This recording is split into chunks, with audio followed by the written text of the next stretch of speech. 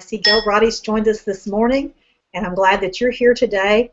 Is it cold where you are today, Gail? Yes, it is. It's only about 16 degrees, so it's quite nippy. Well, I'm so glad you're with us. I am anxious to share on one of our upcoming episodes of Calling All Mothers to the Well, and what a marvelous program that was on November 4th in Minneapolis. I was so privileged to be a part of that inaugural send-off, and I can't wait to see the new news you have about doing that in home theaters and doing it for small groups. And the workshops coming in January are so exciting. I can't wait to gather up some girlfriends in Alabama and have you fly out to do so.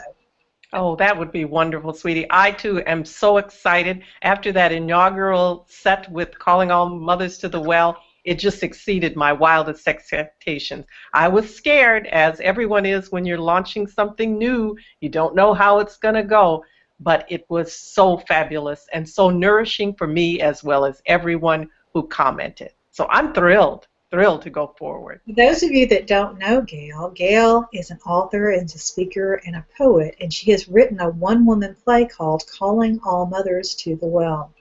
And that I think it's 6-act play interweaves all of the periods of our lives as girls and women, and it reminds us of the importance of the tapestry of sharing our lives with one another. It literally calls us all back to the well, as people and women of ancient times did, to encourage each other in our lives, to teach each other in our lives, and to be a part of one another's lives. I just love the theme of that. I love seeing what a multi-generational audience in real live action did in Minneapolis, and I cannot wait to bring it to a workshop to my area and to the areas that I involve women with. It's so fun to find something new to share. You know, Melissa Dinwiddie does a good thing about releasing creativity that way, and she brings her Sandbox 101 classes and gathers women in virtual classrooms, and they share their lives and they share their experiences creating together, and that is so wonderful. Gail, I can so hope that we can ask you to do this on Hangouts as well, because I think so many of us would love to be in Minneapolis with you, but the distance is just really difficult. I understand, and I would love to, sweetie. Thank you. Well, we are excited at Dare Whimsy because at Dare Whimsy we want to teach people to release, restore, and relax. All of us have so much going on in our lives, and a lot of us are seeing our 50th year and beyond, and we are still girls. And there's become such a thing where everything is supposed to be perfect all the time, and no one dares whimsy anymore. You know, whimsy is an important part of our lives where we stop and no longer have the have to, shoulda, coulda, wouldas, but have a time to actually do something you want to do.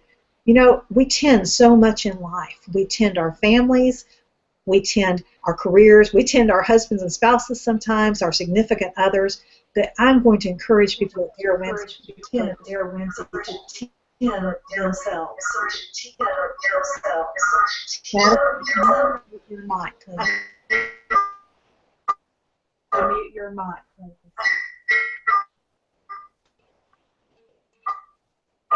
Part of it, learning this thing. Okay, there we go. I think we've got handled. Madison, my daughter, has joined us. We're so glad she's with us today. Hello, Madison. Hello.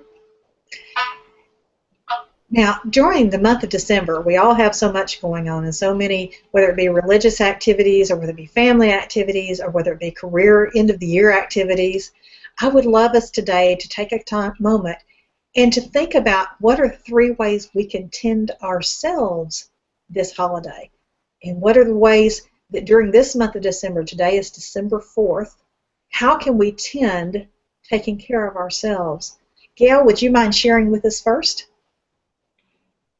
3 ways that I could share that I will tend myself this month of December is to take regular naps. Only 15 minutes out of my day really refreshes me.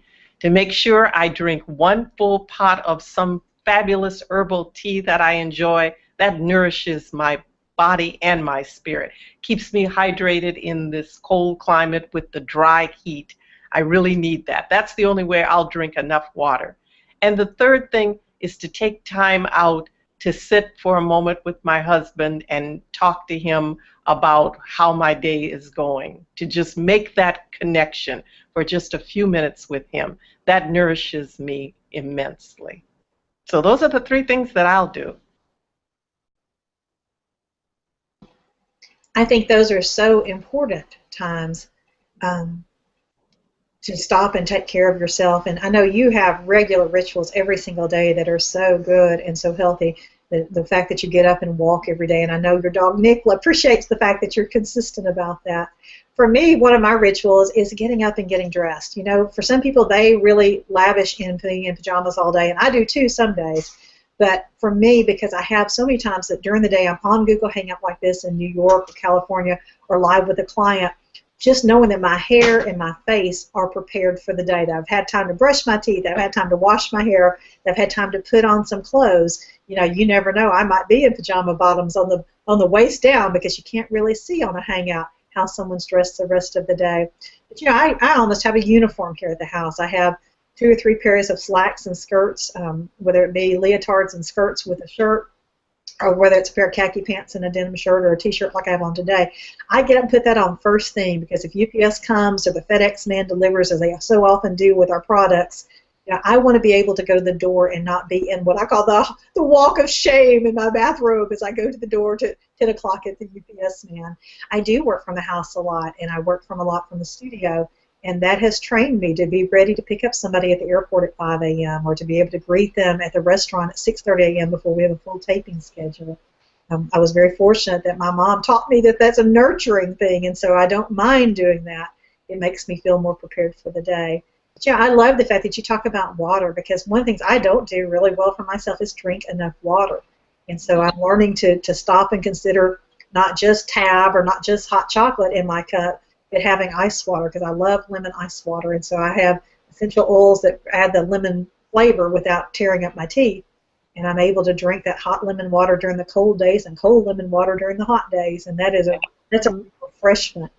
Yes, it's so necessary for our bodies to keep hydrating because that's what our brains are made of. You can't think without that hydration.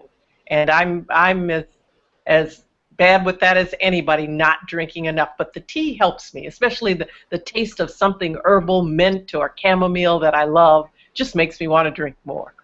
That's me too. You know, for me, it's visual because I'm a visual learner and I'm visually fed. It takes a lot of beauty in my life to replenish some of the giving that I do because I'm a creative, and so I'm constantly working on giving scripts and lines and visuals for people's projects, and that drains me. And so part of it for me is making sure I have 2 or 3 spaces in my house during a crazy busy holiday time that are visually affirming to me and quiet and peaceful. I looked under the tree, there's way too much there. There's sacks, there's trysts, there's gifts, there's baked goods that we're giving away. But if I even look in a corner, like I'm in the corner of our living room right now, and I have a pretty wreath. If you looked up above where my head is, I have a pretty wreath there, and I have my favorite chair and ottoman, and I have a book and a throw usually on this chair and ottoman. Even if I just walk through on the way to the office to grab another drink of water, it gives me a moment to remember that in a few moments I can relax. And sometimes when it's the middle of a day, yesterday I had a 6-hour day unexpectedly creating something on the fly. And several times during that 6 hours, I stopped and just set the timer for 15 minutes and came back in here and picked up a book I'm reading currently and sat by the fire and just took my mind off duty for a few minutes to try and figure out and sort out how to solve the problem of the project.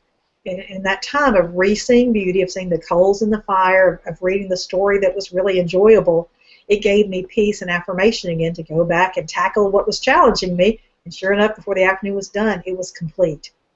I think it's so important to learn what nourishes us and to learn how to put ourselves in time out. You know, I believe in taking time to tend yourself, and I think when we don't tend ourselves is when we act out with others.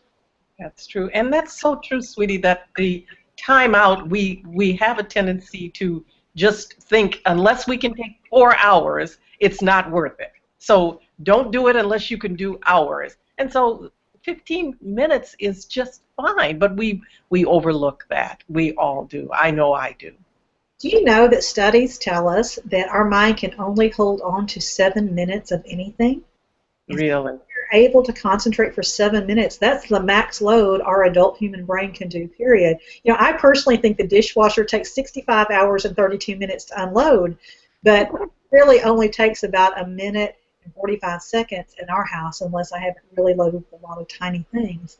And so often we convince ourselves that what would make us feel good, in my case, I have an empty dishwasher and having a clean counter makes me feel good. That's just impossible to get without spending a ton of time on it. You know, one of the things I have learned in the studio is someone can crash and burn with an emotional experience, you know, being nervous about filming. Excuse me. Just set the timer for 3 minutes of silence. We can completely take a disastrous, destructive experience into a very productive day. Just the silence of 3 minutes. 3 minutes. Interesting. It's just amazing to me. And just think about your favorite song on the radio. In exactly 90 seconds or 86 seconds, you can completely change your outlook with music you love. And how many of us just don't give ourselves the music we love? We know what it is. We know how to find it on Sirius Radio or how to buy the album or how to play it on something we already own. But how many of us take the time to have a consistent time of just nurturing ourselves with music? It's very true. Very true. I know for me, one of mine is candles. I just love to have a small candle around me. This is a vanilla scented candle. I wish you could smell it because it just smells fresh and clean to me. And just having a couple of small candles in the house is a different kind of warm glow on a cold morning like it is today in the Appalachians. It's really chilly here. And just seeing the visual fire makes my body feel like it's warmer, even if it's really not putting out a lot of heat. But we see things, and that interprets in our body and our minds what we're experiencing. So I want to make sure that the surrounds in my office and the surrounds in my home are helping me experience good and wonderful things during a stressful time. Sure, sure. I love that candle. I love that. It's such a nurturing thing. I can feel it right through the screen. Well, I think that the people who encourage us to do for ourselves have really got something going on for us, because we are not supposed to just be producers. We're supposed to be experiencers. And I think so many times during this time of year, we forget that we are supposed to experience the season, not just produce it. So that's it for this week's Conversations with a Cuppa. I hope you'll be back with us on the 10th. We're going to be talking about how to nurture ourselves during family gatherings. And we have a fun craft that we're going to share next week as well. I think everybody will enjoy doing it and showing us your pictures afterwards. Thanks so much for coming, Gail. Thanks for being with us. I look forward to seeing you at Dear Wincy. Thanks so much, sweetie. Bye-bye.